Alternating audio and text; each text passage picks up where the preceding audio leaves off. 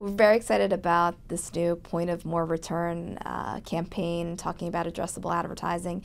And it really centers around this concept of what happens when you reach the wrong customer. And it's based on insight that there's a lot of waste with traditional TV advertising. And what Addressable solves for is it really gets that right product in front of the right audience. So the campaign really shows all of the fun mishaps that happens when you may have the right product but you're reaching the wrong audience. So for example, if you have complicated financial services products, 401ks, you might not want to be pitching that to children. Or if you have construction boots, you may not want to be pitching that to fashion models. Or if you have a high-speed race car, maybe pitching it to senior citizens isn't the best target audience. As you know, we've been doing 100 upfront events around the country, educating the industry of the power of addressable advertising and how it limits waste and creates more effective and efficient television advertising and cross-screen advertising opportunities. This new campaign fits in really nicely. In fact, we kick off our upfronts with showing the video of what happens when you reach the wrong audience with your message. And the addressable upfronts really teach advertisers of how they can better reach that audience that they're looking for with addressable advertising.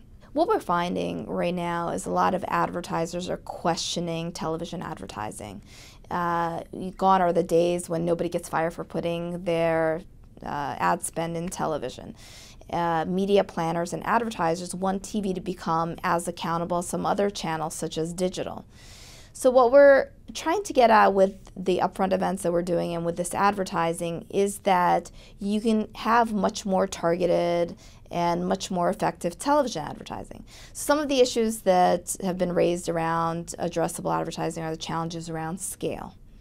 And so we're educating the marketplace right now that AT&T AdWorks alone has 13 million addressable households around the country. We'll be at 40 million total addressable households as an industry overall by the end of this year. So we're starting to get scale with addressable advertising.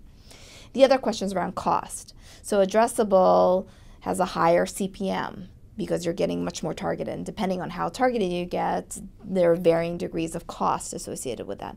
But you have to factor and look at the effective CPM and not the CPM on the outset.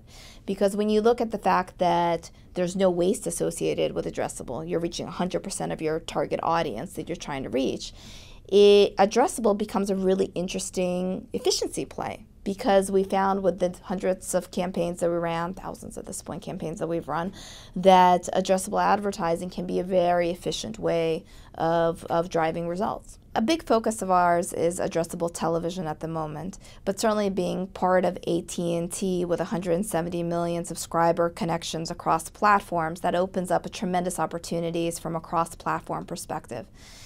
So we've announced, as you know, late last year, a trial that we're doing with Opera Mediaworks to do cross-platform addressable across television and mobile. And that's just the start of our plans in that area.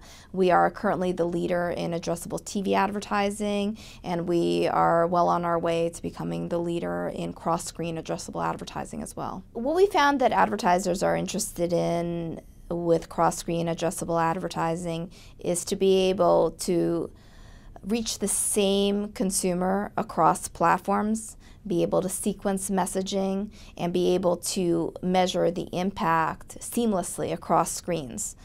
And that's been the challenge with some of the other offerings because there's been a lot of lookalike modeling or not being able to sequence advertising and not be able to truly measure in a seamless way. And those are some of the things that we're working to solve in the cross-platform advertising space.